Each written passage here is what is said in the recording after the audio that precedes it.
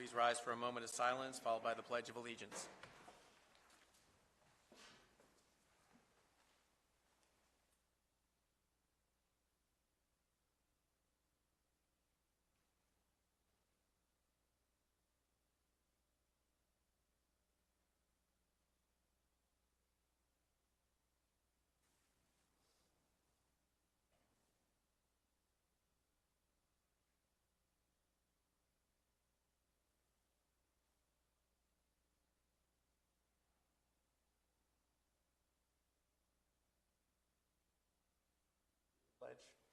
Pledge allegiance to the flag of the United States of America and to the republic for which it stands, one nation, under God, indivisible, with liberty and justice for all.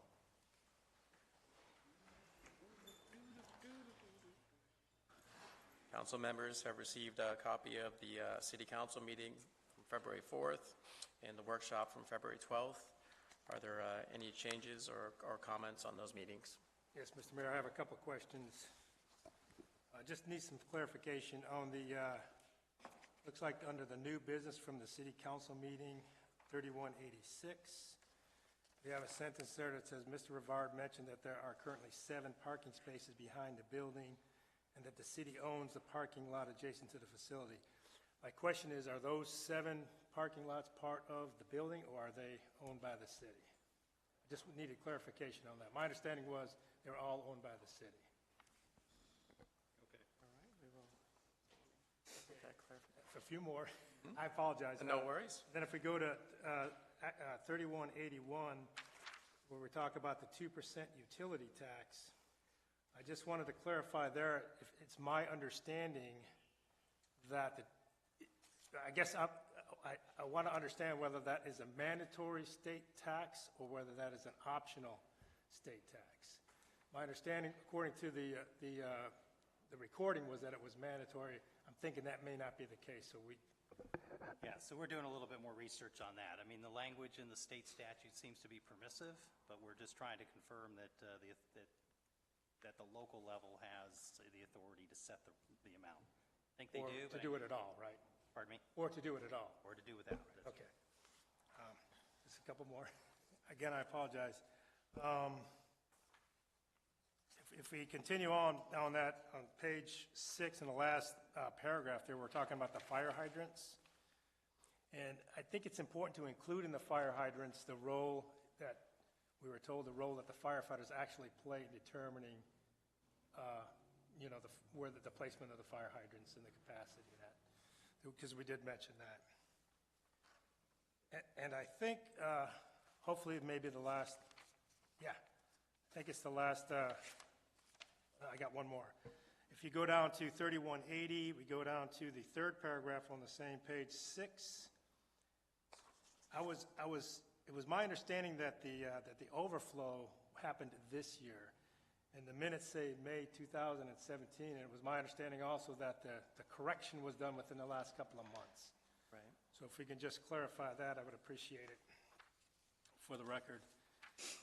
And then this is my last one. If we go to the workshop, item 3206, where we talk about the floor drains. I'm not quite clear what we're trying to say here. Now, I know that it's my understanding that we were assured that the floor drains would not be in the sewage system, but I didn't know, because we talk about capture, treat, and reuse such waste. What I don't remember, I could be wrong, but I don't remember that as part of our concern was whether or not it went into the sewer system. So I was a little unclear of whether that was maybe misleading or maybe it was completely accurate. And I think that's all I have, Mr. Mayor. All right, thank you. So do we have a motion to approve the minutes with Bob's clarifications? Make a motion to approve. I'll second it. Motion and a second. All in favor? Aye. Opposed? Motion carries. Minutes are approved. All right, we'll move on to public comment.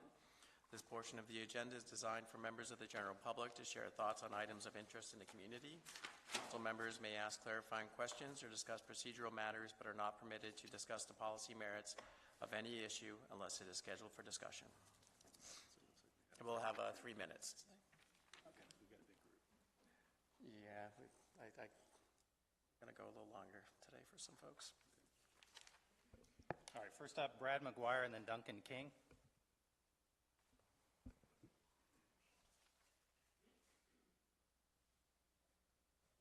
Good evening. My name is Brad McGuire. I'm a Charlestown resident and just want to voice my opinion about some matters, if that is okay, in front of the council. Primarily about Rockwell.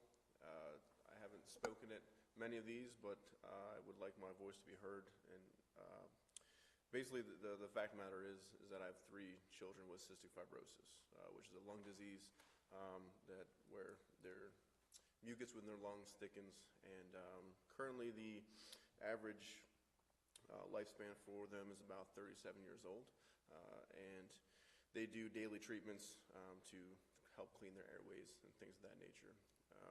And with Rockwell, if that was to happen, that would cause us to have to leave this area. We've lived here for 11 years. We have strong roots here through the community, through our neighborhoods, through our church, and through our friends and family. And I don't see how it is fair that we would be forced to leave where we reside here in Charlestown because of that.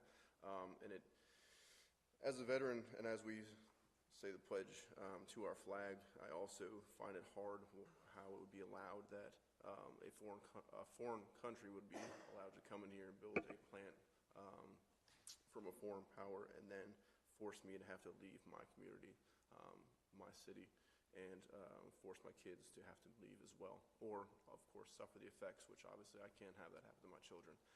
And I speak not only for myself, but for parents of other children that would be similarly affected, as well as the general public as well. So I just fail to see how that's fair, and I would just encourage this council and others like it to consider things of that nature when they do go to vote on things that could prevent that from happening.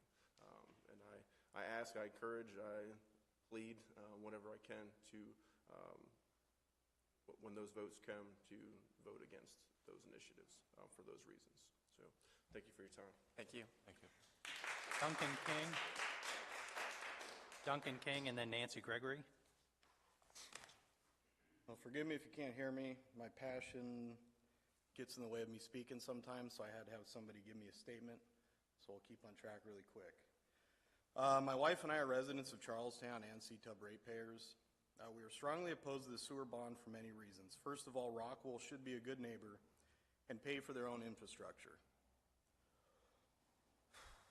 We should not allow ourselves to become a pawn in the state's plan to bring a 1,000-plus acre industrial area here. We do not want to be stuck with the upgrades and problems that will arise down the line. Not recent, probably in 10 years or so. It's gonna happen.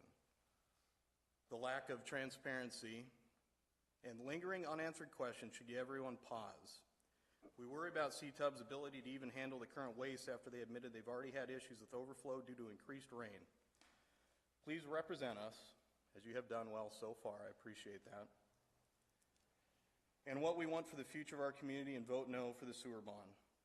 Last but not least, please do not let the will of the vocal minority sway the health and well-being of the majority of this community.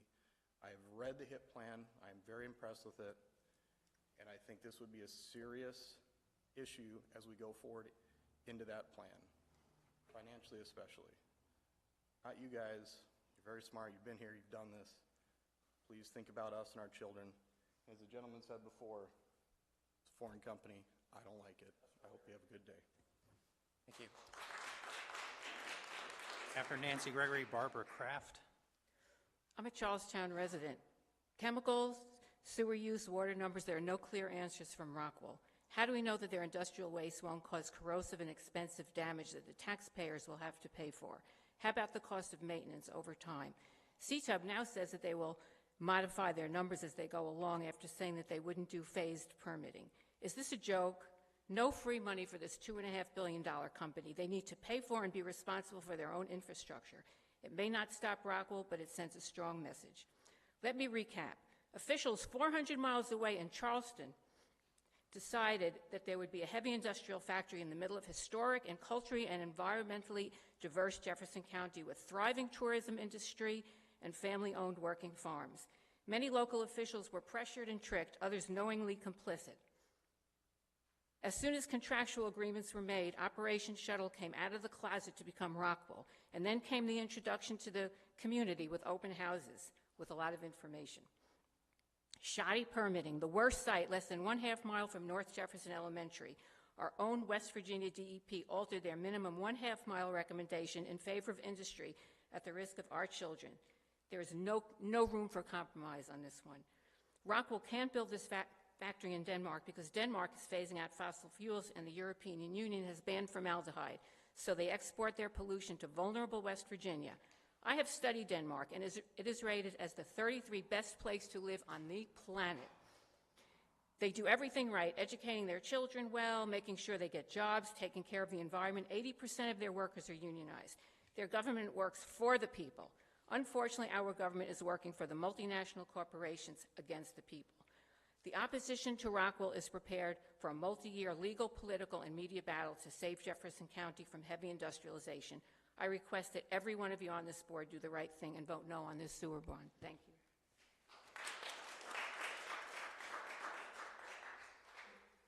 Good evening. My name is Barbara Kraft. This is my first time speaking on this issue. I'm speaking tonight on behalf of myself, my husband Jerry, my neighbors Steen Kern and Priscilla Roth, and Trudy and Jeff Roth. We are all homeowners within Charlestown city limits. We oppose the proposed sewer bond to the Rockwell factory on the following grounds.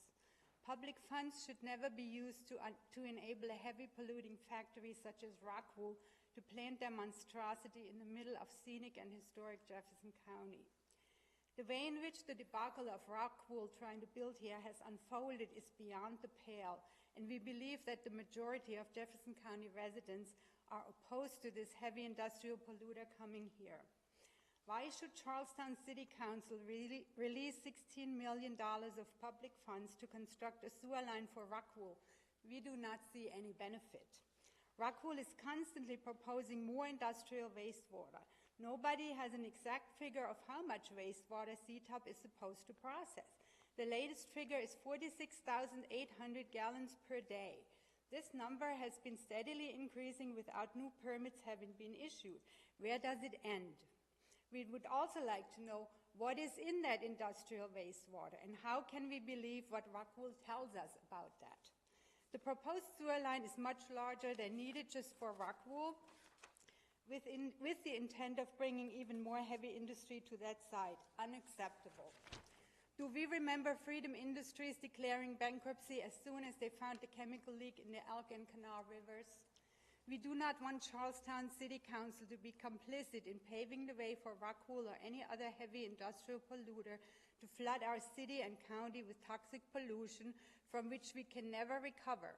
Have we not learned anything from watching what has transpired in the rest of our state for decades?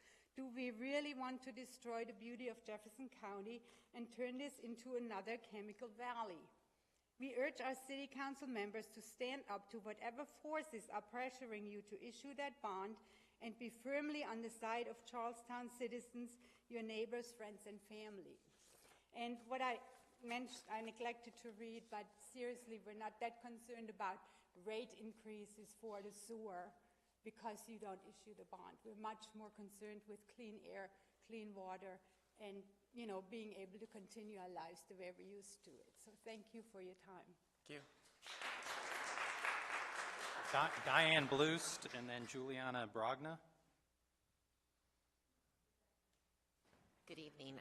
My name is Diane Blust. I live on Uvilla Road between here and Shepherdstown. I'd like to ask all of you to stop any and all support for Rockwell until you have a very complete and clear picture of its operations, including sewer volume and contents, things that will have an impact on CTUB and its ratepayers. Rockwell's numbers keep changing. They can't tell you how much sewage they produce in Byhalia.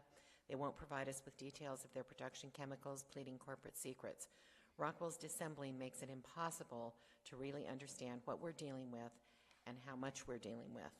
Much has been made of cost to ratepayers should Charlestown reject the funding for the sewer to Rockwell. But I've heard precious little about the cost to the ratepayers to deal with unknown amounts of industrial waste containing unknown compounds. What impact is this going to have on operating and maintenance costs, to say nothing of our environment? According to a report by the UN Special Rapporteur on Human Rights and Toxins, Denmark has a great record of protecting its citizens from toxins and environmental hazards inside Denmark. The Danish record and that of its corporations outside Denmark is not so great, no matter what Rockwell would have us believe. I've left with the city manager a link to this Danish report so you all can see the whole thing if you care to. But let me just quote a few sentences from it. This is from the report. Few, if any, countries have done more to protect the rights of the child from hazardous substances. For decades, Denmark has applied the principles of prevention and precaution to protect child rights from toxic threats, often leading to improved standards of protection both in Denmark and abroad. And this is mine. And yet here in Jefferson County, a Danish corporation has no problem building a huge factory just 2,300 feet from an elementary school. Recently, a professor at Georgetown University's Mid-Atlantic Center for Children's Health and the Environment expressed serious concerns about Rockwell's proximity to North Jefferson Elementary. Now I'm going back to the report. While considerable progress has been made within Denmark, there are double standards between what companies are allowed to do inside Denmark versus what they can do abroad. The problem of Danish businesses abusing human rights abroad through the export of toxic threats extends to supply chain segments, dangerous pesticides and industrial chemicals, and polluting industries. The export of practices and products by Danish companies operating in countries with far weaker standards of protection simply for economic gain is disappointing and raises a number of human rights concerns. Denmark must extend its best-in-class protections from toxic threats at home to operations of all of its businesses and activities abroad. Is it any wonder that Rockwell chose Mississippi and West Virginia? Lax regulations and standards in West Virginia have led to environmental destruction and devastating human illnesses in our Ma'am, thank you for your time. Okay, thank you. Juliana Brogna and then Tim Ross. Good evening. My name is Juliana Brogna. I'm a resident of Kearneysville and an aspiring farmer with pastures that will be in the line of sight of the 220-foot-tall Rockwell smokestack.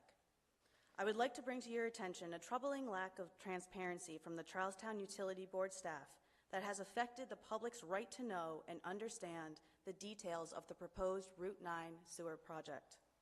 On December 7th, a FOIA request was submitted to CTUB on behalf of Jefferson County Vision. Last week, I followed up on that FOIA request on behalf of JCV, as CTUB had acknowledged the request but had not delivered the materials. CTUB has not responded to my follow-up, but I did receive a voicemail from CTUB's attorney asking for the bar number of the West Virginia lawyer under whom I'm working. As you may know, a FOIA has no requirement to be submitted by any lawyer, let alone a West Virginia lawyer. This attorney's request, therefore, seems to be intended to further delay and chill questions regarding this FOIA and the Route 9 sewer project. As a note, the lawyer that did file the FOIA is a resident of Jefferson County, and she was included on all communications with CTUB. As a result of the lack of response, the citizens cannot do the due diligence that we demand. We have the right to know, and we will use the information to inform you, our elected officials, and share with the community. This is what a FOIA request is for. I call on the Charlestown City Council to assist us in our efforts to provide the citizens of Jefferson County with the full picture of the Route 9 sewer project.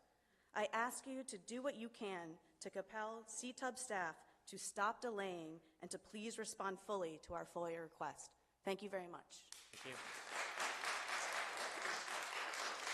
Tim Ross and then Bruce Applegren. Tim?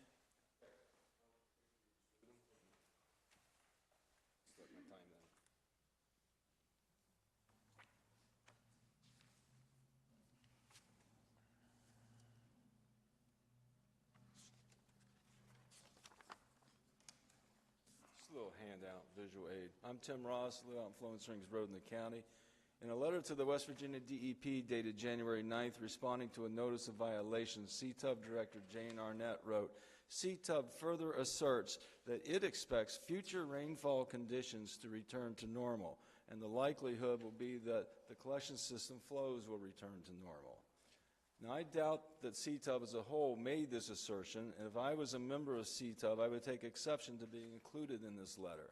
I think the good people that are volunteering to serve on CTUB are not included in all of the decisions and statements they're being associated with. I'm a meteorologist, and I don't have the skills to make claims of what the climate will do, but the National Oceanic and Atmospheric Administration is well qualified to do so. And this is what NOAA has to say about the climatic changes we can all expect to see. The Northeast has experienced a greater recent increase in extreme precipitation than any other region in the United States. Between 1958 and 2010, the Northeast saw more than a 70% increase in the amount of precipitation falling in heavy events. Projections of precipitation changes are less certain than projections of temperature increases, but winter and spring precipitation is projected to increase. The frequency of heavy downpours is projected to continue to increase as the century progresses. So do we have any evidence to support climate.gov statements?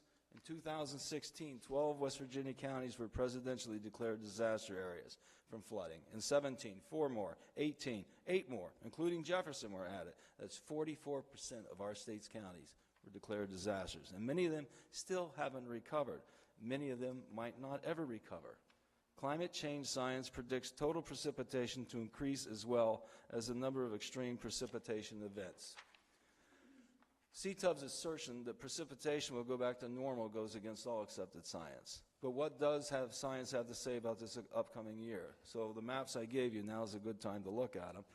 You'll see that all these are outlooks that call for a significant chance of being warmer from May through September and a greater than 40% chance of being wetter June through September. This all makes perfect sense. Climate change predicts warmer temperatures. The warmer the air, the more water it can hold. Notice on the map says the area of the highest likelihood of warmest air moves to the east. The higher areas of precipitation tend to follow it. This is where the cooler air intersects with the warm, moist air being brought in from the ocean. This intersection of cool and warm, moist air is like a fire hose that has inundated our state over the last 3 years. So I say, forget what you think normal is.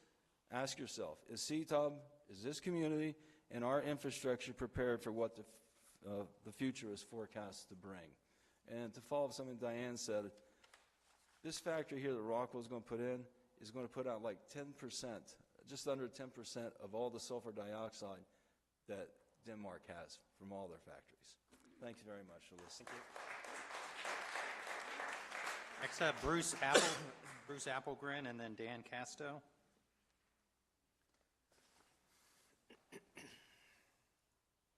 My name is Bruce Applegren. I've been a resident of Charlestown since 1981.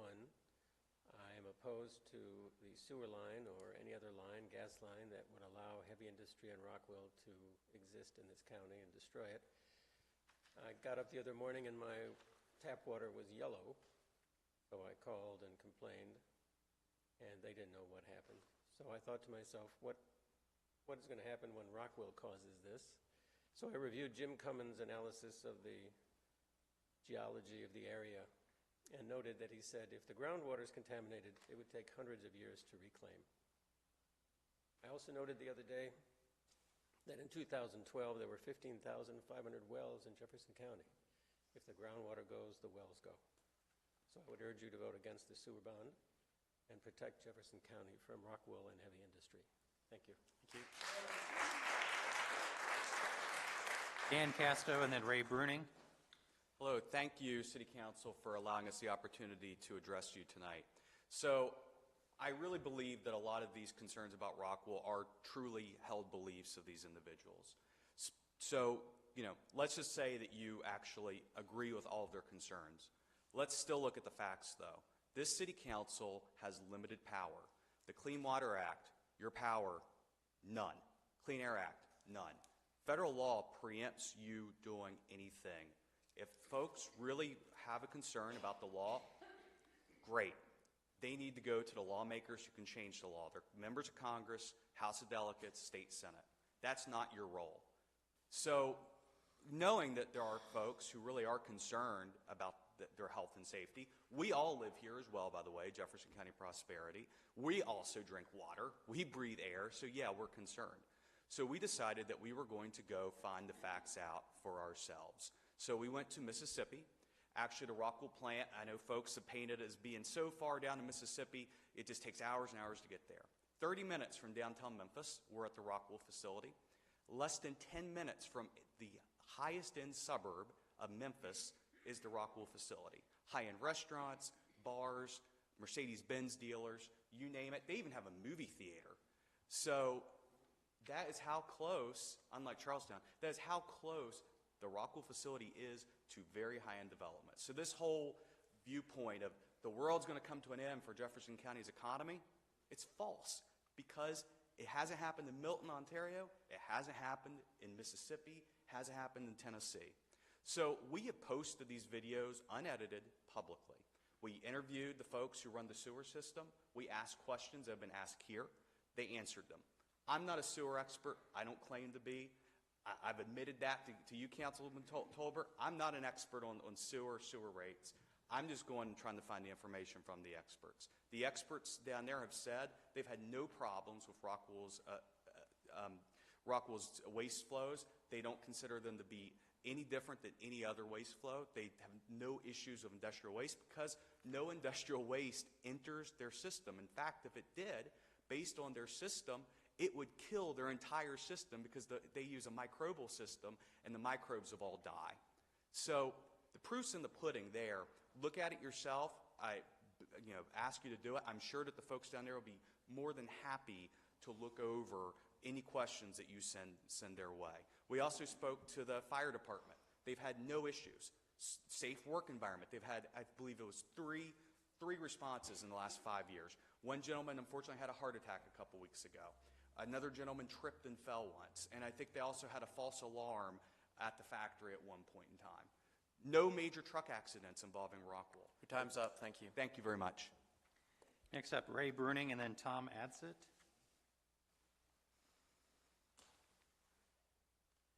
Again, thank you all for your time. And like Dan said, 3 of us took it upon ourselves to travel to Mississippi. We talked to the fire department. We talked to the superintendent of schools. We talked to teachers. We talked to neighbors. We toured the neighborhood. We talked to the utility board. We talked to the district, the development authority. Not only was there no negative comments, and the videos are out there unedited for everybody to look at, we didn't touch them. The overwhelming positive impact that Rockwell has had in the past 5 years was just amazing. Is what I found most appalling, though, was this public opposition from elected officials and appointed officials that nobody has picked up the phone and called anybody in Mississippi. Any of their counterparts, the DA, the utility board, anybody. And this has been going on for a year. And it's just appalling to me that people can publicly, emotionally oppose this, but refuse to get the facts. I'm done. Thank you. Thank you for your time.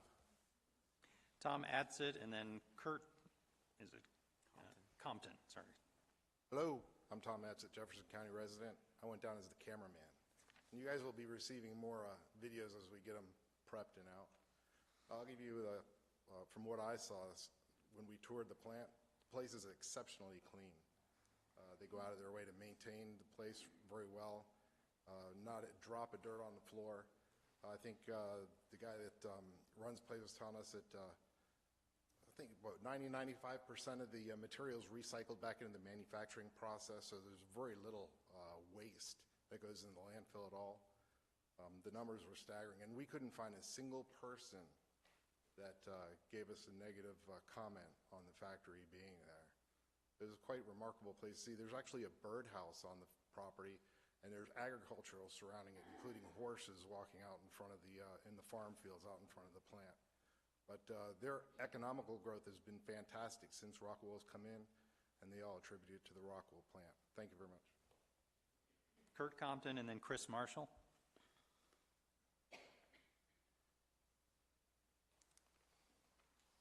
Good evening, ladies and gentlemen. Thank you for the opportunity to talk with you this evening. Rockwell, love it, hate it. It's a reality. It's soon going to be a reality, as will the sewer system and the water that will take care of their needs up there. I think the question here really is what's the best way to handle this? And I would urge the City Council under no uncertain terms to accept the initial plan, the financial plan that was laid out for the sewer bond. It's very clear that it's going to be more advantageous to North Jefferson for the long term. Thank you. Chris Marshall and Emily Dragon. Okay. After Emily is Lori Maloney. Hi, I'm Emily Dragon. I'm here to encourage you to question what the utility board is telling you and pressure them to give you real concrete answers as to why they're applying for a permit with a number of gallons per day that could be multiplied by 300% and still be less than what Rockwell has requested. The assistant utility manager has confirmed in the Journal that the utility board is fully aware that the Rockwell facility will produce 46,800 gallons per day upon completion of their construction, even though the current request is only for a maximum of 14,900 gallons per day. I've yet to hear a single reward for phasing this permitting over such a short term, and the risks are severe. All of the confidence in the world won't let the utility board see into the future or read the DEP's mind. And if they apply for the full number at the 11th hour instead of right now, they run a completely unnecessary and not impossible risk of being rejected. There's absolutely no reason not to request for a permit for Rockwell's full 46,800 gallons per day right now before committing millions of dollars to a project that seems more and more likely to end up being a nightmare. What benefits does the phase system bring? If the only answer is haste and reduced public input, then I would like to think that this body is wise enough to demand a change of heart from their utility board. Thank you. After Lori Maloney is John Freiler. Thank you. I would like to remind everybody in this room that Milton and also the Mississippi plant are not necessarily good comparisons for what's going to happen here, but I don't have time to get into the reasons for that. The Mississippi plant has only been fully operational for maybe a year, so it may not be a good comparison for what's going on. But you're not powerless in this situation. I think you're aware of that. You do have a role in this. You do have a role in making sure that regulations and legislation are upheld. You may not get to write legislation, but you get to make sure that rules are upheld. And you also have a role to abide by regulations and as well to take care of the well-being of your residents. And I'd like to mention that there is a statement in the CTUB sewer system specifications document that says that new users will be evaluated and could be denied service if, in the opinion of CTUB, the project is not feasible or not in the best interest of CTUB customers. At what point did CTUB do this analysis to decide that Rockwell and the associated 1,000-acre industrial park that is intended to go along with it are in the best interest of CTUB customers? And I think your CTUB customers and your ratepayers and future ratepayers would like to understand that. Also from CTUB itself, from the 2018 strategic plan, the board intends to fund the costs for the renewal and replacement project and facility expansions through conventional rate impacts, payment of prior bonds, and capacity improvement fees. This is edited down from a longer passage in the 2012 plan, which included the statement, "The previous strategy of soliciting early participation from developers in the form of advance payments in exchange for assurances of capacity in the future has not been realized." Basically, it's known that it's not possible to get developers to pay in advance for upgrades, and upgrades are needed. We all know that upgrades are needed. There's no such thing as free money. Whatever goes in down the line from this 1,000-acre industrial park is going to require upgrades in the future. So it's known that developers aren't going to pay into that in advance. So it goes on to ratepayers. The ratepayers have a say in this, and we should be allowing their voice to be heard a little bit more in this process.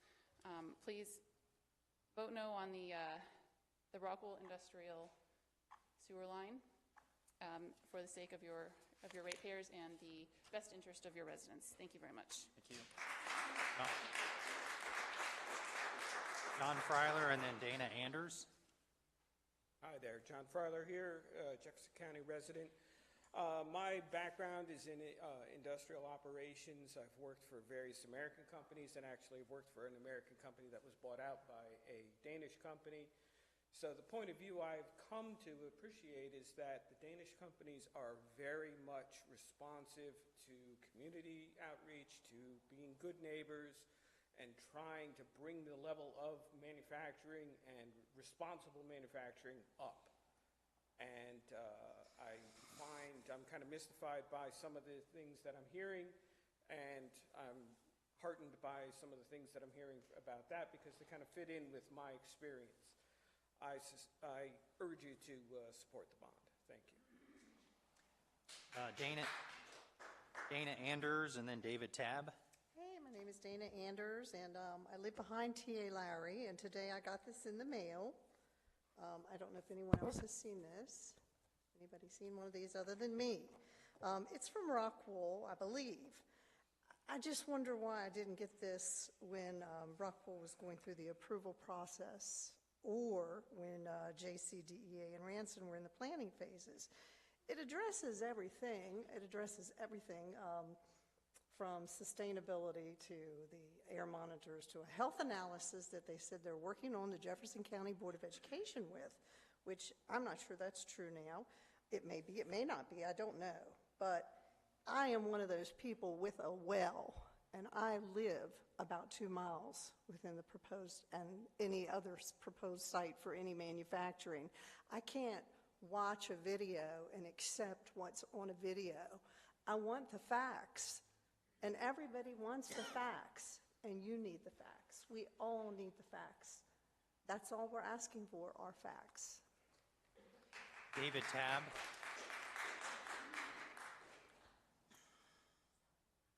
And then Catherine is at Joswich.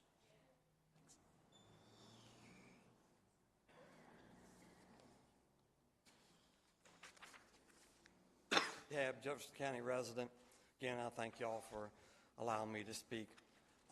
Some of you have already gotten that, so share the ones that haven't gotten it. I had a meeting, an hour-and-a-half meeting with DEP on Friday, conference call. This pertains to that. They also got a copy of this, and they have not disputed any of my conversations with them. You have a responsibility to the city of Charlestown, to CTUB, and the county of Jefferson. Rockwell has requested the domestic sewer under 5.5.E. That's a fact. The fact of that is that if CTUB does not have the capacity on the build-out, that's a magic word, then they can't give it. The industrial can be separated from that, but it still comes down to being monitoring off of the domestic water coming into them. This is a fact. This is law. DEP affirmed it. So, their build-out on 130 acres, not the 1,000, is 500,000 gallons per day. CTUB does not have that capacity. Nor is your name listed on the Route 9 infrastructure to produce the line. The Jefferson County Development Authority is non-existent right now. They cannot vote. They cannot receive a permit that they cannot act on. You need to bring this forward and say, no, We are not going to be sponsored by a second hand that you had no control over. And there's other issues in there too that will be addressed later. Another fact, there's laws in place that I challenge right now in the court of law, even though my hands have been tied by the state that I've been living here my whole life and took my constitutional rights away to challenge. But I still will challenge them. And we'll find out who is participating correctly and who isn't. So I ask you to put this on hold, do the right thing. You have plenty of time. If they still want to do it, make Rockwell put up a $100 million cash bond because CTUB's going to have to be expanded. Let them pay for the line, all of it, and then give it to the community. Why not? Everybody says they're so Thank you for community. your time. Thank you. After Catherine is Matt McKinney. Hello, thank you for the opportunity again to speak. First of all, I have some letters from some residents that I'll give to the city manager when I'm done. And secondly, I'd like to, and along with thousands of other Jefferson County residents, thank you for your recent Rockwell opposition statement. CTUB is providing the West Virginia DEP knowingly with inaccurate information in its pending wastewater permit modification application. As part of the plans for the new sewer line, CTUB is asking DEP for permission to handle a maximum flow of 14,900 gallons per day. But the Hatch-Chester engineering analysis from January 22nd, 2018 states that Rockwell expects to discharge 40,000 gallons per day beginning in 2019. And in correspondence with CTUB in January 24th and February 5th of 2019, Rockwell explained their capacity needs are actually 46,800 gallons per day. These numbers are over 3 times greater than the discharge limit in CTUB's pending permit modification. And this is just for phase 1. This is for the first build-out of the factory, not the expansion, the planned expansions. Kristen Stollifer told the City Council at the workshop that her utility, the utility, intends to use a phased approach to the environmental approvals for Rockwell's industrial waste. But the 46,800 gallons per day is just for the first phase. Providing less than accurate information to environmental regulators is unethical. It is contrary to DEP's permit requirements. In the DEP permitting standard conditions section 1.10, it requires that when a permittee becomes aware that they have submitted incorrect information, they shall promptly submit omitted/corrected facts or information. Most importantly, for the City of Charlestown and the City Council, CTUB is violating their fiduciary responsibility to ratepayers and the system in 2 different ways. First, CTUB, not Rockwell, bears the cost and penalty for violations if Rockwell exceeds the 14,900 gallons per day. Rockwell, we might note, has already committed 6 DEP water violations at the Jefferson Orchard site, and they haven't even started construction. Second, if CTUB has a problem getting the major modification, they need to know that now, before the construction is started. If there is a DEP permitting issue, it needs to be uncovered now, while plans can change and state construction funding is actually available. It would be much more expensive to retrofit the system after it's built. It is common sense that CTUB should get the permit for Rockwell's phase 1 for the entire 48,000 gallons per day before they start construction.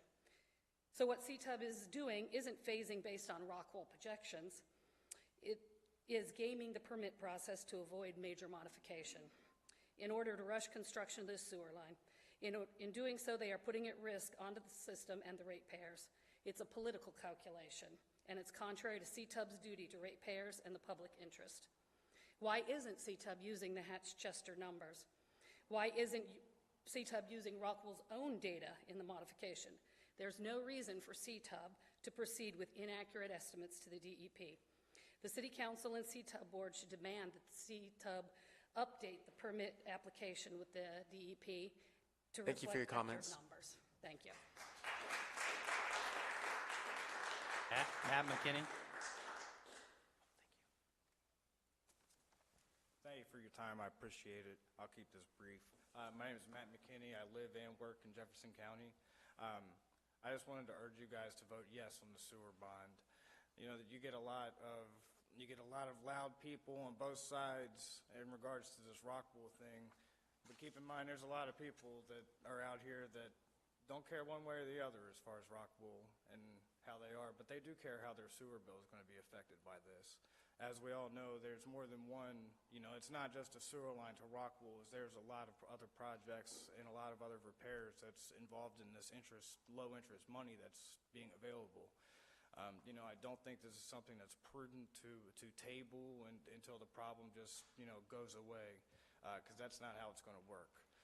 Like I said, I don't want to take much of your all's time, but I do appreciate that, and I do urge you to vote yes on the sewer bond. Thank you. That's it, okay. Thank you, everyone, for speaking tonight. We're going to go through the agenda a little differently. We do have our lawyer here, and we'll have to ask for a motion to go briefly into executive session, and then we'll go back through the agenda. Do I have a motion on 3214 to go into executive session?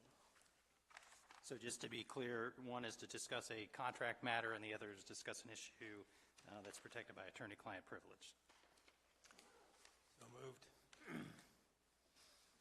Second? I'll second. All in favor? Aye. Aye. All right, we're in executive session.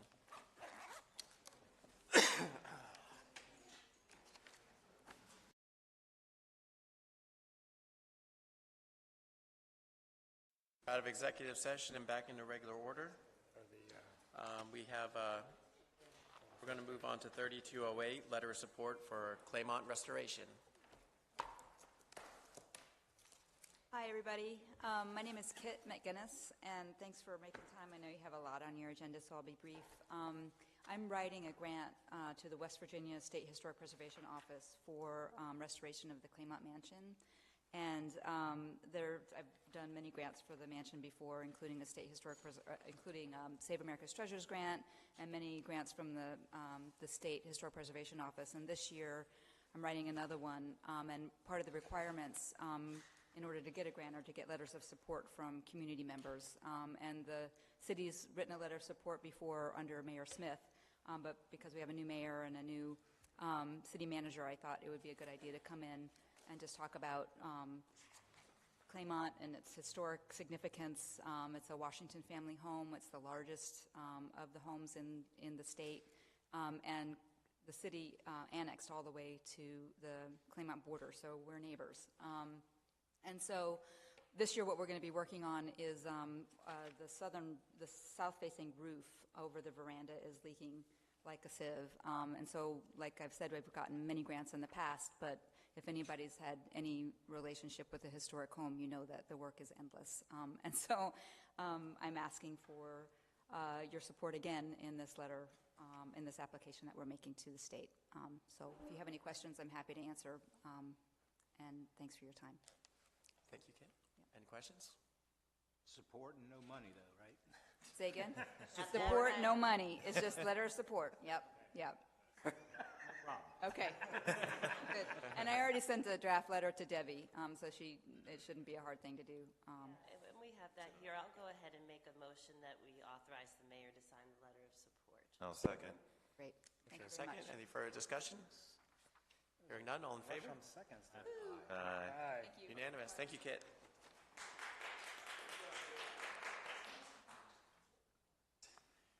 All right, we're going to go back into regular order, go through our reports, mayor's report.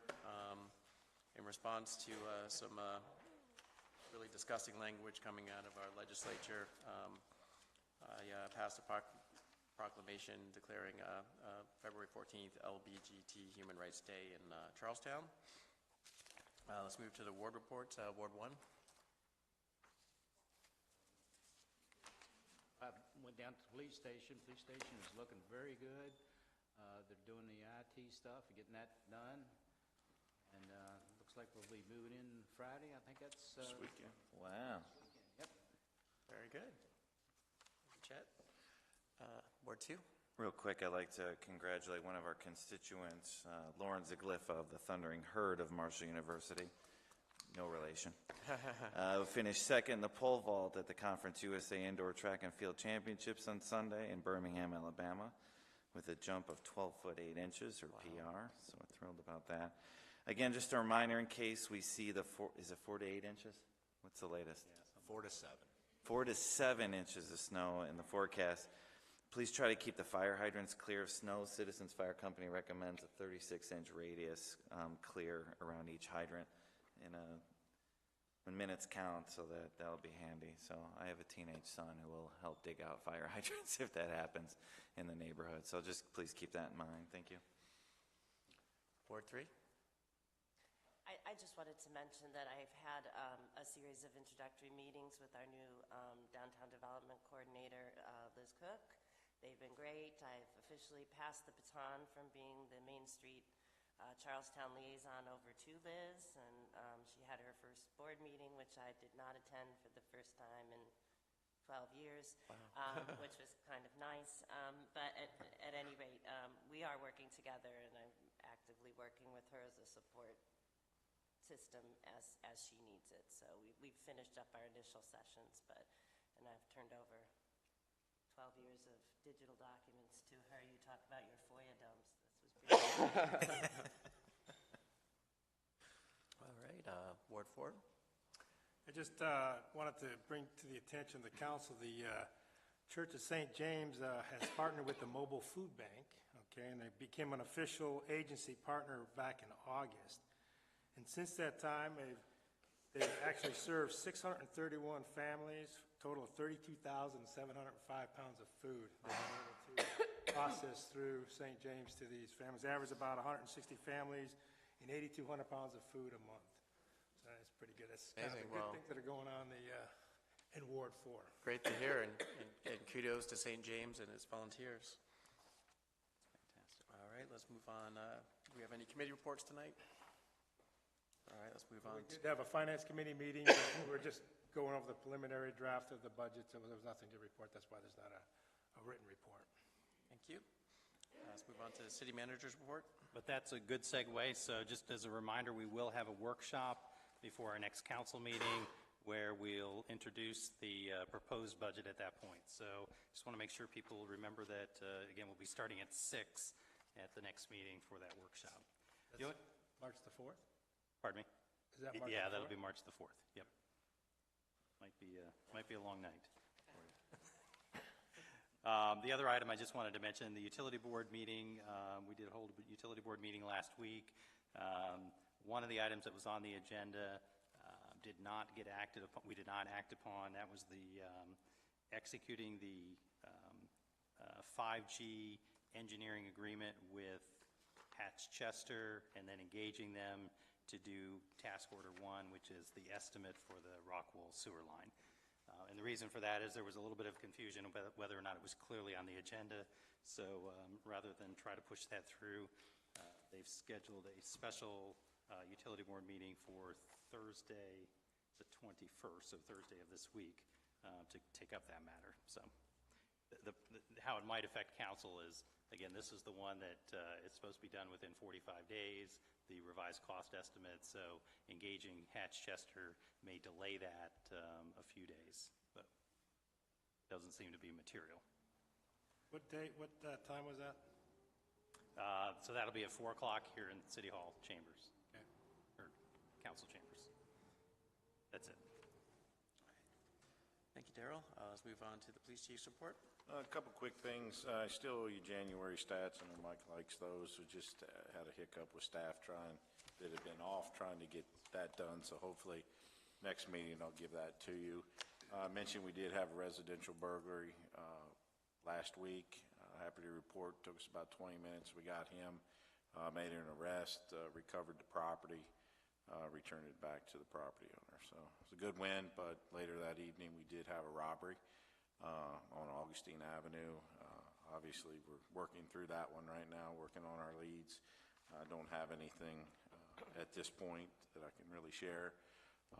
We are getting ready for the move. That's going to happen this weekend. Todd and I have been working pretty hard trying to get the final touches in, get our IT stuff up, so hopefully we can flip the switch off at 114, turn it on at 661, and hopefully have a seamless transition. So I'll probably be working through the weekend on that, trying to get at least somewhat operational there for this weekend. So, as usual, if you need anything, you know where I'm at. Thank you, Chief. All right, let's move on to unfinished business, 3210, proposed Route 9 sewer line construction justification. And I know we don't have anyone Yeah. from the sewer utility here today. So just a little introduction, then I think Councilman Tolbert maybe wanted to, I think, address the responses here a little bit. So included in your packet is the response from the Charlestown Utility Board staff to the 16 or 17 questions that Councilman Tolbert had asked of them at the February 12th workshop meeting. So Kristen unfortunately could not be here this evening. She had a prior commitment, but what I did indicate to her was that if council members had any issue here that they want me to highlight, take back to her, meaning you'll need a little bit more clarification, or it's an issue you want to talk about in more detail at the next meeting, that I can at least alert them so that they're ready to address that issue. So, anyway. I just wanted to say that that's kind of where we are this evening. Not anticipating any action, again, other than maybe some information back to me. I had just explaining those 17 years. Actually, there was question 11 that I left out, so, and they caught it, so I appreciate that. And I took all the information we got from CTUB, and then I took our conversations last Monday, and I'm narrowing, I put everything in a 5-page slide because it's starting to make sense to me. And I'm not going to go over this, but I just want to kind of point out that they provided this first document, page 1, which was the repayment forecast. And a very, very important document. And that tends to then, I'll explain it one of these days to you, but it tends to then map to this Ranson subdivision map. But then on page 3, I took my questions, I took their information, and I put it all together. And it doesn't make sense yet. There are some red question marks. Some of these I don't expect answers to, but I think it's self-explanatory what I'm asking for. And I fully understand. And some of them I'm honestly expecting them to say, we have nothing. We have no EDU request. We have nothing in there. But that's just filling that out. The darkened things, the darkened cells kind of map pretty closely to the chart on the first page. And the key in this is that I added extra columns, say column number C and D. I kind of broke out between EDU confirmed and EDU not confirmed. And the same thing on column F and column G. So with all of this information, I think it tells a good story of what is happening and what's going on. CTUB provided on the next page, its analysis of retained revenue. Here's where I would like some help. I have not shaved in a week trying to figure this out. And I've gotten through a couple of them and I understand it. And so I went back and I did what I do. And on the next page, I reverse engineered it, the spreadsheet.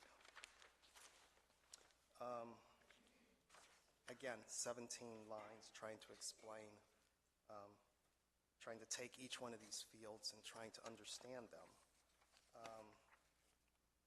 I even created a new one, that's one right after 4, which is bond payment information in here. But part of the problem with this is that CTUB's spreadsheet is slightly disorganized.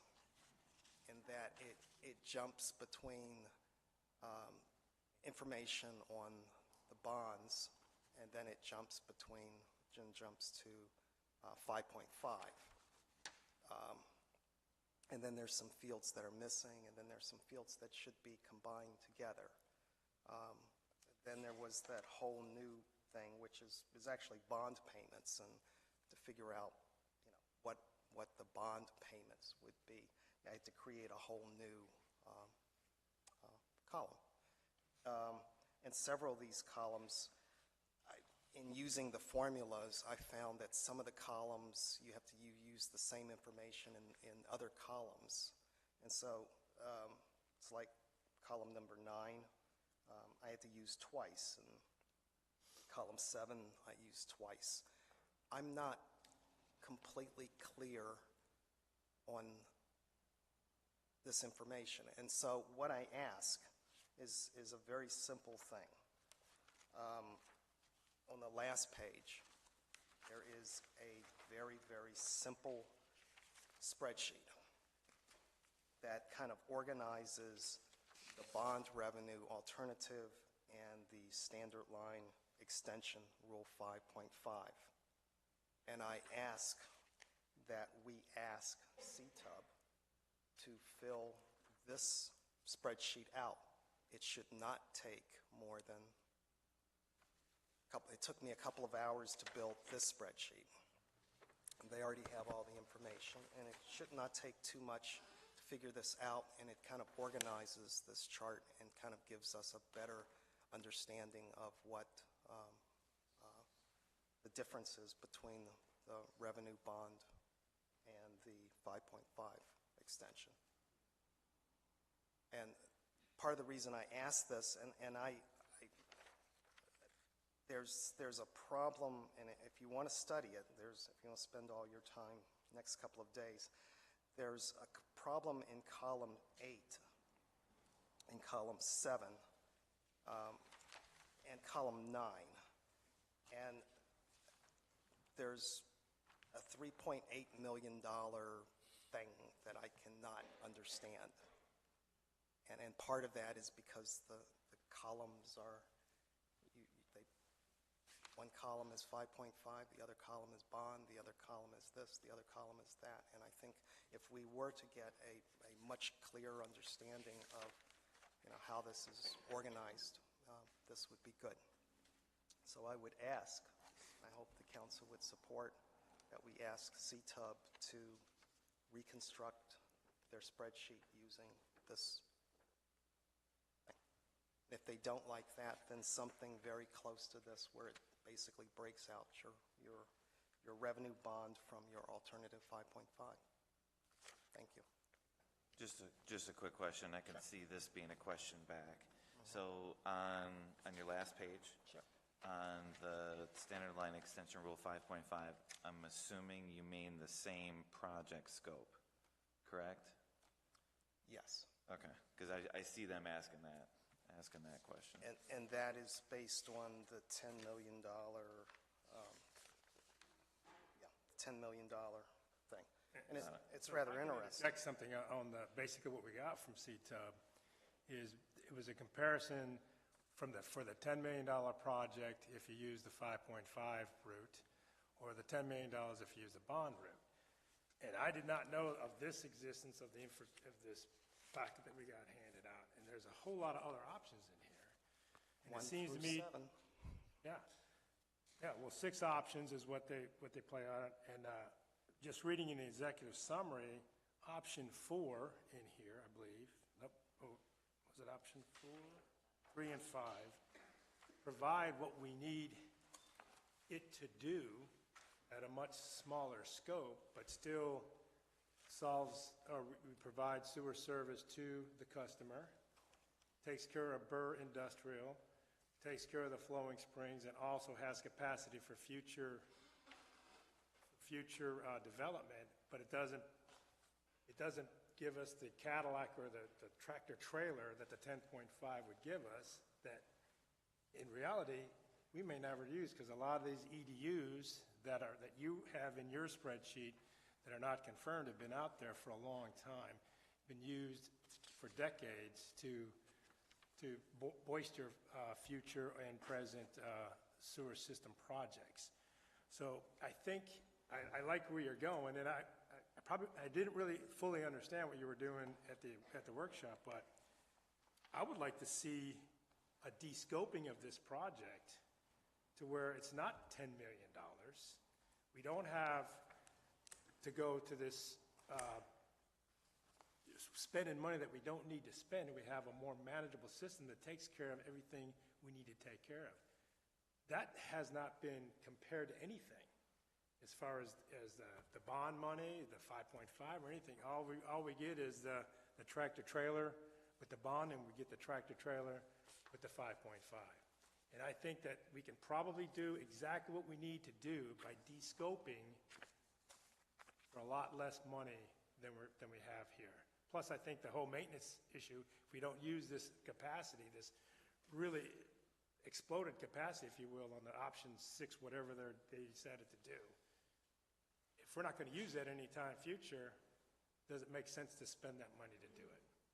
One thing to piggyback on that is, let's just say, as an example, all of a sudden those EDUs come to fruition the minute we open it. Do we right now have the capacity to handle the tractor trailer? You know, let's just say they all come to fruition. Right. Do we have the current capacity to handle all that? If not, what's the timetable to accomplish that? I concur with that, and I think the key is that you work with the developers under the 5.5 for regular development, right? Like, I use an example of Harvest Hills, which I think have been on the books for a couple decades, maybe. In fact, I went out there, I was thinking about maybe buying property out there. But it hasn't come to fruition, and it may not come to fruition for another 20, 30, if ever, 40 years. So do we want to build all this capacity in there for what might happen 50, 60, 70 years from now? Or do we want to build enough capacity so it's going to happen in the 20 to 25 years, which is more realistic to me? And it's also more fiscally responsible as well than just taking the $10 million and saying, okay, well, let's do all this kind of stuff because we have quote-unquote free money. We all know there's no such thing. Or are we fiscally responsible and say, look, let's de-scope it. The engineers, and I'm not an engineer and I'm not a sewer expert, but the engineers said, hey, listen, this is your option, help me again? 3, thank you. Option 3 and 5, they do everything you needed to do at a much smaller, not a much smaller scope, but a smaller scope in a cheaper or less expensive way to do it. So I would like to, and I would just like, we've not been shared that by the utility. So this may be the way to go, in my opinion. I would only add that, what's that, page 3, column C. Column C and D kind of maps out the two columns. One column shows where the EDUs have been confirmed, and one shows where they've not been confirmed. Where they've been confirmed, the Chester document maps 177,000 gallons. Where they've not been confirmed, there's close to 700,000 gallons out there. And this, of course, estimate was done last year, and it was done before Charlestown took over Ranson's sewer system. And I guess Ranson thought it was going to get this money, this bond, from the state. And so I'm sure it probably told Chester, well, let's see what we could hook up. The interesting thing about this whole thing is that when you look at this map and you check off what properties are being proposed to sewer up, you then kind of look over to the Ranson subdivision plot, and all of these properties are in Ranson. Ranson kind of has whereas Charlestown has a Swiss cheese process for the way we're landed, Ranson has kind of a puzzle, unfinished puzzle. And so you have all of the properties, all of the subdivisions of Ranson, which I didn't realize they had basically annexed a lot along Route 9. These are the ones that they're proposing to sewer up. Strangely enough, except for just a few, none of these have any alternative, what do you call those things? AMEs? An alternate mainline agreement. Maintenance, nor do they have any EDUs attached to them. And they've given us every letter with every EDU request that they've had. So you have almost 700,000 gallons of capacity out there that is not accounted for except in the Chester report, but that kind of, we're basically sewer readying every piece of property that Ranson has for 3.9 miles from Ranson to Rockwell. And I'm not saying that was a brilliant idea on their part to do that, especially if it was free money. But now that we're looking at this thing a little closer, the question is, Bob, can you get the same items? I mean, they kind of went for option 6, which is a modified hybrid option 6, but then with only 2 pumps instead of 3 pumps. I mean, Chester's going to have to look at all of this. Right. But option 5 says, right in it, says this is a viable option, and then you can actually get down It's to option actually the one they 4. recommended, Yeah. if I'm not mistaken. But all of this kind of goes to, once we put all of this into this spreadsheet, page 3, I think it's going to tell us a better story. And if we could get CTUB to rebuild their spreadsheet and tell us, then we'll What I'm get a saying sense. is that if they do it based on what the option 6 that they've pursued here, we're going to get the same numbers. And to me, there's some other viable options out there by descoping the project, I believe. It still accomplish everything we want to accomplish. I would agree, especially when you read, the book. I mean, Right. you got 7 options there, and all of them talk about adding, or it's not just going to be a Rockwell-only line. It's going to be, there's got to be capacity to put other things into it. So I don't think we should get wrapped up in just thinking this is Rockwell only. No, I'm not saying that. No, but that brings me to another question, because I was at the utility board meeting last week. So we're going out to bids. Is that a Rockwell only? Why would we do that? Right, so what Councilman Trainer is asking is that the letter that Rockwell had sent to the utility board basically says, provide for us an estimate of what it would cost to provide a sewer line to serve our site. So the obligation there is to provide one that serves them only. And so, although there's a variation, or there's a version in the Hatch-Chester report, I think that was at $9 million or somewhere thereabouts, that was Rockwell only. I mean, the task order is basically for them to go back and look at it again and make sure that they still believe that that's the right number, whatever that might be. So the charge is basically to go back, provide an estimate of what it would cost to provide Rockwell only service. I mean, that's the PSC requirement. No, I get that. I was just curious if it wasn't covered in this report already. You're saying no? Well, I think the point is that was done a year plus ago, and now they just have to go back and. It was done in May, so almost a year. I According to this, thought the May. data was December or something, but maybe not. The original one was in January of last year, and then there was a update in May. Yeah, the report I have says May 2018. Yeah. I mean, all right, I was just kind of curious why that was even coming up, since we had all these different options that were explored back then. But I think you'd also see, I think that engineering report is an engineering report, and then you would see negotiations. I'm assuming CTUB would go into negotiations. And, If we went to 5.5. I have reason, I'm thinking that if we did go the Route 5, we go the 5.5 route for Route 9, more than likely, well, I won't say more than likely, but there's a strong possibility that money would be lent to Rockwell to do that. Probably at a higher percent. They couldn't do it 0%, but they might get money lent to them to do that, to pay that. So that may be part of the state money anyway. just something to think about. So, and I think if you do the 5.5, no matter what option you do, if you de-scope it and go to a smaller option, which to me makes sense, if you do the 5.5 route, my guess is they would get state money anyway as a loan to do that. And then as we hooked Burr and we hooked some of these other, Flowing Springs, some of these other developments into it, then that would be Rockwool, that would be part of Rockwool's money that they're paying back their loan. As opposed to if we went by the bond, that would not be the case. Does that make sense? Does that make sense? I mean. It does make sense. Okay. So I think the question I'm hearing is still, we haven't justified the line as proposed. I think what you're saying is in the Hatch-Chester report, there appear to be a couple of alternatives. Why were they not selected? We need more clarification on that at the March 4th meeting.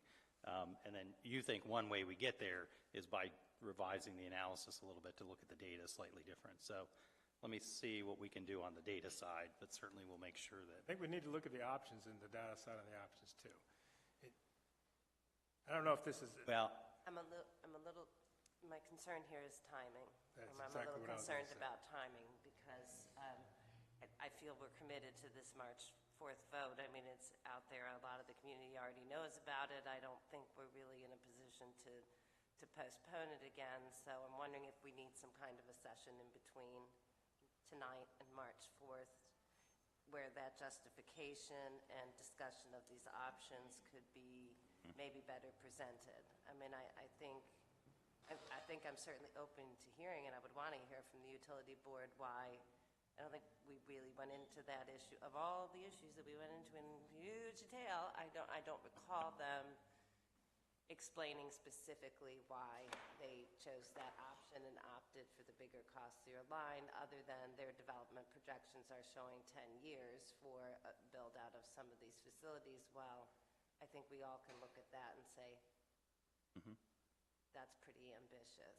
So I don't know, fellas, where do you want to go from here? I mean, I feel like we're going to have a discussion a little bit later about where to hold this March 4th meeting. If it, comes and there's different information about all of this and, people show up and we say, oh, sorry, we're not going to make a decision tonight, that's not going to go over too well. So, No, I think having an intervening meeting would work well. I think it might also, too, be important to get some sense from Hatch-Chester if this is a document that we should be relying on. I mean, at the end of the day, kind of all the circumstances surrounding this project have changed, but the actual project engineering itself hasn't been updated. This project was engineered for their client, Ranson, not for their client, the city of Charlestown. And as Mike pointed out, the majority of these properties are in the city of Ranson. And so I think it would at least be important to approach them and say, hey, should we be using this document the same way that Ranson would use this document? Because we're just a different client. That document was designed for the city of Ranson's wastewater system. Now it's this unified system.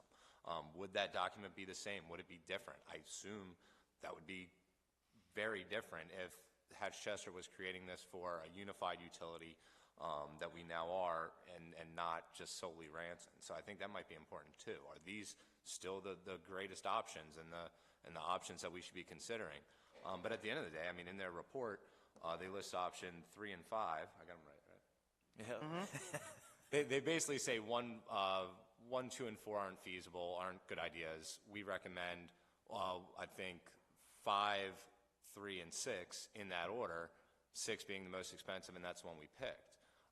So I think it might be important at least to see if that is how they were, if we should be relying on this report from them. I got a quick question too. And is the bond decision tied to that specific project? I mean, I guess if we, regardless, do we, one way or the other, whether or not how we're going to fund it, is it tied to that particular project? That's a great question. Okay, I mean, so I guess what I'm saying is let's just, I'm going to go hypothetical. If we still maintain, we have our decision on the 4th, how we're going to fund it, is the project number hybrid 6? Okay. is that tied to that decision, or can we make that decision and then vet the other projects, at a later time, or does it have to be before that March 4th? Excellent question. I think the bond ordinance notes an amount of pump stations, if I'm thinking correctly. Does it not? I think it does. Yeah, so I think it's a specific project that we're voting on. I think it Okay, does. well, that alone might be a game changer in decision-making, too. So that's probably an upfront important piece of information. Plus, also, Mike, I just want to comment on what you said about the report. I mean, CTUB has been involved in this report from the beginning and has relied on the engineering. I don't think that they would give us engineering they didn't think was current or, I mean, it's a not a watershed, excuse me, a sewer shed study? Yeah, that's what they said. It's a sewer shed study. Oh, wow. So, I mean, it's of a geographic area where there are development plans. I don't see why it would change just because we're a different client. It's still the area, the gravity, the land. Some report from them. I just, maybe a simple email saying, hey, should we be using this report the same way that... No, I don't have a problem with that, but I can't imagine why, if you're talking about defined geographic area, whether it was conducted on behalf of one entity or another would make a difference. Well, because they're putting cost options in there, and at the time it was assuming that that was just Ranson's system, not this combined system of 3 different entities. No, but because it was always going to be, I mean, we've always treated their sewage, so we were always going to be treating it anyway. And I think, to answer that too, I'm pretty sure that as they were working this out, they knew that the plans to consolidate were in the works, so. Right, when it was updated, certainly. Yeah. But to answer your question, Hannah, if we're going to vote on March the 4th, we definitely need a meeting in between to discuss these other options. If we plan on voting, I would love to, back to your question here, I would love to be able to split that out.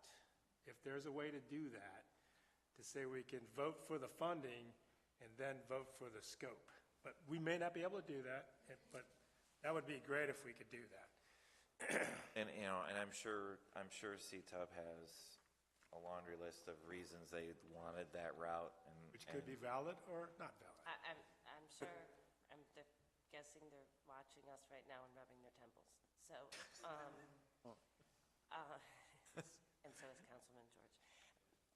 But, so how do we play that? Do we try to pick a date now? Do we let you make some preliminary conversations and suggest some dates and try to? Well, we picked a date the last time. I suggest we try to pick a date again then. Well, looking at the calendar, we're not looking too good. There's meetings every night here, so. So next Monday, let's start with next Monday. What's that? Let's start with next Monday, the 25th. Planning Commission. Planning Commission. Planning Commission, okay. 26th, Finance has a meeting, and BZA has a meeting. 27th, Utility Board has a meeting. Well, our meeting, the 26th, we're down here. I understand that, but BZA's here. Yeah, BZA got bumped. Then Utility Board has a special meeting on the 27th. But what time is that? And that won't go long, right? It's 4 o'clock. Yeah. So we could, 27th. And that one may not be, that may not be necessary, the one on the 27th. I think when I talked to Jane, she'd indicated it may have to do with bill paying and that type of issue. I thought it had to do with 28th. The one on the 21st is the one that's this week. That's right. Is the one, Sorry, to deal with. I got my meetings all mixed up, yes. So maybe the 27th is an opportunity? 27th would be the 27th at 5. It's a Wednesday. Or 6. 6 I'm would be open. better. 6 would be better. Then I can get dinner at least, and I won't be as cranky. We would do another 5 o'clock. I said 6, so I could get dinner, so I won't be cranky. No I don't want a cranky councilman. Dinner all takes. Wednesday. Generally, yes, dinner does not, All right, so February 27th, 2019, the preference is 6. At 6 o'clock? 6. 6 p.m. And here we'll talk again about the justification of the line. We'll talk more about the engineering study. So basically, that's the topic. And I will Definitely, definitely need to be here for that one. Yeah. And I will be quiet if I can just Realize you're being recorded, Mike. You're being recorded. Okay. Okay. He has I caveats didn't on it. Yes, know what that. my client meant to say Didn't is. know that. But I will be quiet if CTUB will provide this spreadsheet. That's some motivation right there. Yeah. But you're I satisfied that would be the 6 hybrid then, even though, Excuse me? are you satisfied that the information you're going to be getting is for the 6 hybrid option that you mentioned? I think so, yeah. And it's, as y'all were talking, it's, the 6 hybrid option has, well, that 6 option, option 6, has 3 pump stations.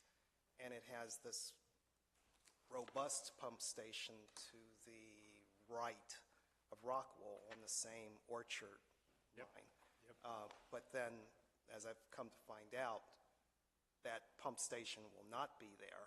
They're only going to have 2 pump stations. But CTUB keeps referring to the option that they've selected as option 6 hybrid. So a little bit of an explanation of which of these options they actually want, or which one they actually are going with, and how many pump stations, like you said.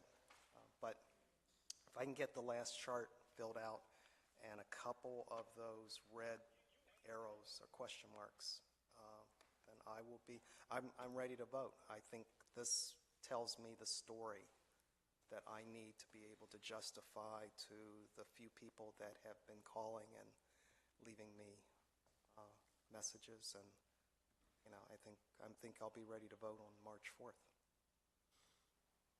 All right, Sounds we'll get good. that scheduled. All right. Thank you. On back to new business, 3211, Rockwell Sewer Line Financing Vote, Change of Venue. And for us to change the venue, we do need a unanimous vote of council to do so. I'll go ahead and make a motion that we do select Charles Washington Hall as the venue for that particular meeting. If seconded, I do have a couple of questions during further discussion. All right. We have a motion and a second. All right, so just electronically, what can you do for us? So Todd and I have been talking a great deal about this, Todd, Wilt, and I. So it will require us doing a little special work over there to make sure that we can stream it live, record it, but we can do it. We actually had already anticipated putting that technology into the building anyway, because we would assume from time to time there would be public meetings over there that we would want to stream. So yeah, there will be a little bit of a cost associated with it, but again, we were anticipating most of those costs already being an investment in the building itself. Todd will be there that evening, and we'll also have the person running the technology in the room as well to troubleshoot it if there are any issues. My question is, I think I understand why we're doing it. And so I'm going to vote for it, but I was just, to place all the emphasis on a vote, I just feel uneasy about it. But I get it, I understand why we're doing it, but I just kind of wanted to voice that is just like, I mean, we do business all the time. It's a vote that, it's our responsibility to vote on this issue one way or the other. Sure. So, but I said, I get the reasons and everything. That's the only reason I would hesitate, is we're kind of making this as a special, Yeah, I mean, I certainly understand that, but we've had a lot of interest in this issue to the point that we've not been able to get all of the public in the room. So that's a valid point. That's a valid point. Yeah, I think we just want to be respectful of that and let us, make sure as many people that want to attend will hopefully be able to, we'll be able to accommodate them. And would this include the workshop prior? It would. Okay, So we'll just want to confirm The that. whole meeting will be, Do we have to have a motion for the workshop, or just announce it? That's it. Okay. So it's the budget workshop? and it's the budget workshop, yes. Big stage for the workshop. Most well-attended budget workshop. The other thing too, I could think of better reasons to go to Charles Washington Hall to see the space, but it is a fantastic space. Seriously, it is. I mean, there's a lot of coin that went into it. We know that, but it is. it's not that big a deal to move the amplification over there as well? Right, I was talking to Todd about that. Again, make sure that we will have speakers. Yeah, we'll have. Not throwing major roadblocks in the way of staff here by doing this? Nope. All right. What's the extra cost? Have we figured that out? It'll be less than $2,000. Okay. Contingency. Sure. Okay, right. Any further discussion? We can charge admission for the 2,000. There you go. Hearing none, all in favor? Aye. Aye. Those opposed?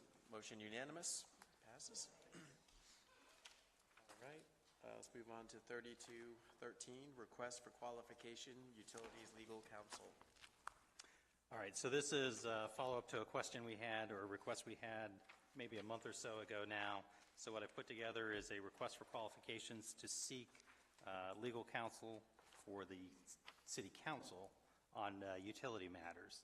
So not necessarily asking that you approve the RFQ, but we had talked about bringing it back so you could see the scope of what we were looking to do. So I think the relevant section is, it's on page 45 of my packet. Hopefully that's the same for everyone else. And it's basically the lower third of that page. So the selected applicant is expected to provide legal services on utility matters, including but not limited to the following. So drafting and amending utility ordinances, resolutions, and policy statements. So these would be ordinances regarding water, sewer tariffs, those types of, any ordinance that we're doing related to the water, related to the utility system. Providing related guidance on public meeting notice and other administrative matters, again, as it relates to those ordinances, resolutions, and policy statements. Researching federal, state, and local laws, rules, and procedures.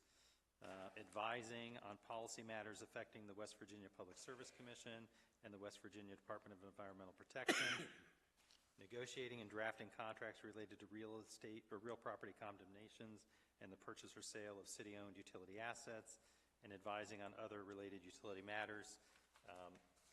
This drafting of contracts related to real property condemnations, that is one of the explicit duties that council retains, and so that's why when we created Article 147, again, this is one of the specific duties of council, so that's why it's in there. That may be the most specific language, but there's a reason why it's that specific. So anyway, that's my suggestion. Councilman Tolbert had sent me a note earlier today or over the weekend saying maybe we should make some reference to Senate Bill 234 and the language in 234 about why the size of the utility and the fact that it's not subject to routine PSC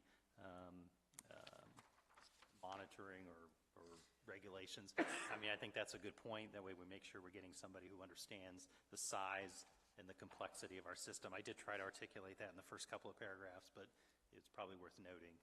I think it's also important within 234, and I can't stress this enough, in previously up until 2015, we were effectively CTUB's authorizer. I guess that's the best way you can think of it. 234 made us CTUB's regulator.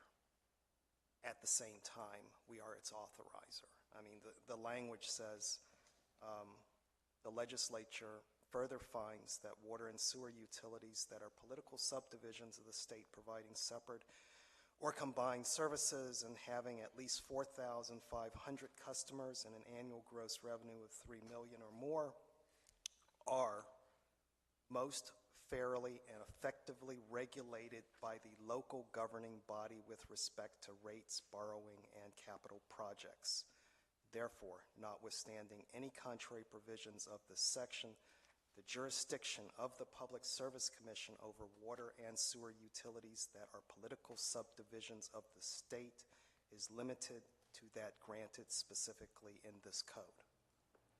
So that's where I want to emphasize what we're asking this utility attorney or law firm or whatever to give us guidance on is those issues that SB 234 has turned over to the city council in terms of rates, borrowing, and capital projects to give us guidance on that, which is occasionally will be different and conflicting from our own utility board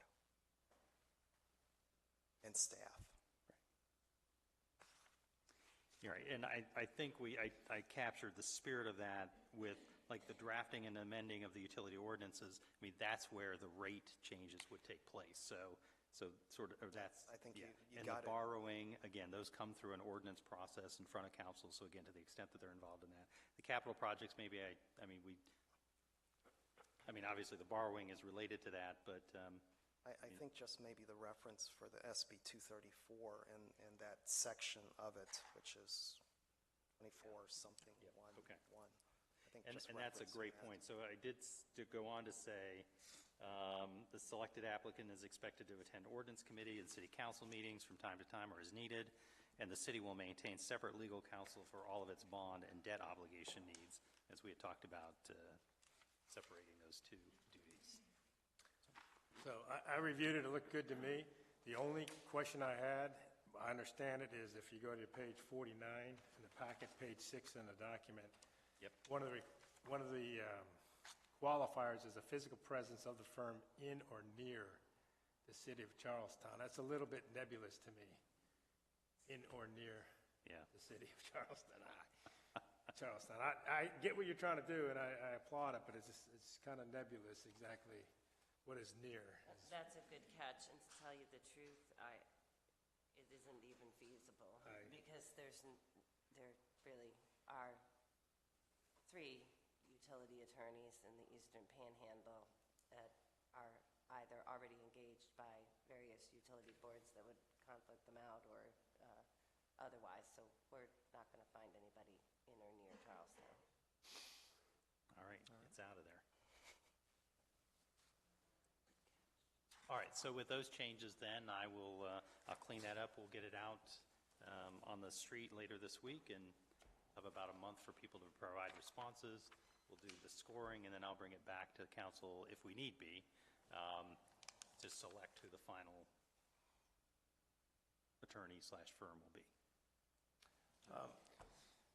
Can I go back just a minute? Sure. Just a little bit, back to our workshop that we're going to have. One thing that I really want to be clear on, the whole parity bond issue thing. Parity bond, I'm not really 100%, maybe some of y'all might be, I'm not 100% sure on why, I think I understand, but why we're doing the building commission is involved in the whole parity. I just don't understand the bond parity thing that was mentioned. I'm not disagreeing that we have to do that. Yeah. I just want to have a better understanding of why we're doing that. Okay. Very good. All right. Let's move on to referrals to committees. We have 3212, referral to ordinance, special municipal council. So this is basically our existing arrangement with Steptoe. State law basically says if you don't hire them on as a city attorney as a city employee, that the proper state way of doing that is through an ordinance. Like I've said, we do have an engagement letter with them. It spells out the expectations, rules, and responsibilities and pricing. But to clean this up, we feel like we need to do the ordinance as well. And we'd end up having to do this for the utility council as well. So thought was to refer to the ordinance. We'll work through it with the ordinance committee and bring it back. I move to refer this to ordinance. Second. Motion and a second. Discussion? Hearing none. All in favor? Aye. Opposed? Motion carries. 3216, referral to finance, sale of utility assets. So this item is, there are 2 assets that the utility board that are part of the utility system that are no longer needed to run the system that we have today. The utility board has, and they are owned or deeded to the city of Charlestown. So Councilman Tolbert had asked this question earlier, why is council involved in an action that would appear to be an administrative matter when you've got Article 147 in place? It's because the city is the owner of these 2 parcels that it becomes an issue for the city. So basically the thought was, again, we would refer to the finance committee and talk through the implications of the sale. And the sale here is essentially a public auction because they're both probably going to be valued at more than $1,000. but then there are some conditions that they would put along with that. So talk through the Finance Committee with that, and then see if that's the will of the group. So we're looking at the 5th of March Finance Committee meeting? Well, this is not time sensitive. I mean, we wouldn't have to do it at the March meeting, given that we're trying to The budget, get yeah, that's the what I budget was- ready. So we could move this to the April meeting, probably. I'll move we refer this to the Finance Committee. Second. Motion is second. Further discussion? Hearing none, all in favor? Aye. Those opposed? Motion carries. Approval of bills, 3217. There. Second? Motion second. Any discussion? Hearing none, all in favor? Aye. Those opposed? Motion carries. So we do have one more request, maybe for public comment, this person who arrived late. Council rules do allow for additional public comment if there's a motion to do so and approval by council. I'll make a motion to Second. allow All in favor? public comment. Second. Second. Any discussion? Favor? Thank you, I really appreciate it. I had quite a sick patient this evening, so I was running late. It's my understanding that Byhalia, Mississippi has a Rockwool plant there. It's my further understanding from discussion that several people there really are quite happy that that plant is there. But I wonder if they have karst geology there. I don't think they do. So let them have Rockwool, but I don't think it's for us. Do they have sinkholes? I don't think they do. So let them have Rockwool.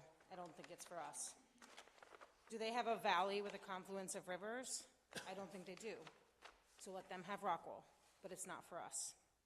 Do they have an equine industry that has over 100-year history in their county and their city, and that provides over $191 million a year in business volume in their county? They don't. And so let them have Rockwool. It's not for us. Do they have the Washington homes? Did George Washington fox hunt in their fields that are now called Hunt Field? Do they have amazing natural features like we do? Do they have a strong tourism industry? I don't think they do. So let them have Rockwool. Heavy industry is not for us. Heavy industry is not for us because what's for us is celebrating our rich heritage of agriculture, the equine industry, tourism, and the beauty of this county. That is not common. It sets us apart. We need to celebrate it. This sewer, as you guys have discussed tonight, is not just for Rockwool. It's for 8 or 5 more Rockwools.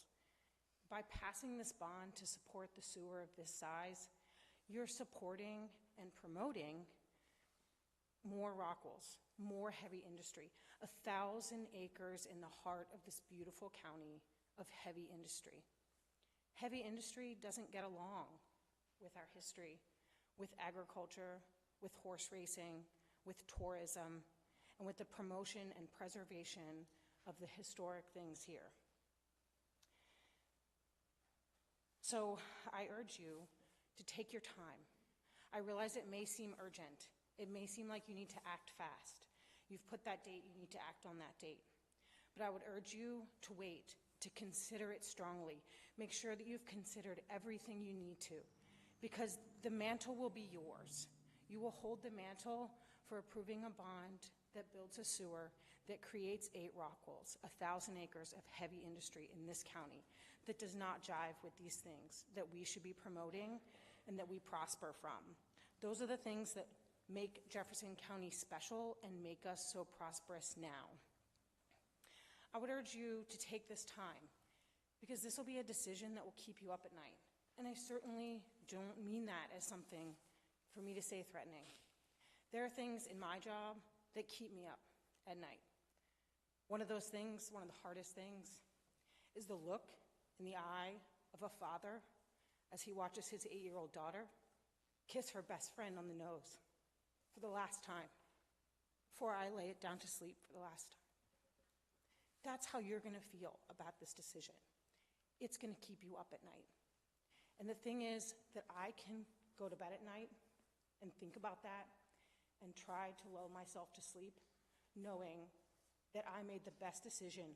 I used all the time I had. I don't always have that much time. You can take the time. We'll forgive you for moving the date. We want you to do the due diligence that this decision requires. This is a heavy mantle to hold. You're going to change the heart of the county because heavy industry does not go well with the things that this county holds dear. So I urge you, take the time, move the vote if you need to. We will forgive you. That time will be your solace in the end when you're laying in bed trying to sleep with the decision, whichever one you may come to find is the correct one. It will help you.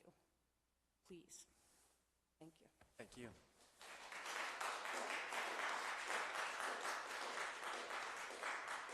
All right, we have a motion to adjourn. So moved. All in favor? Aye. We are adjourned. Thank you, everyone.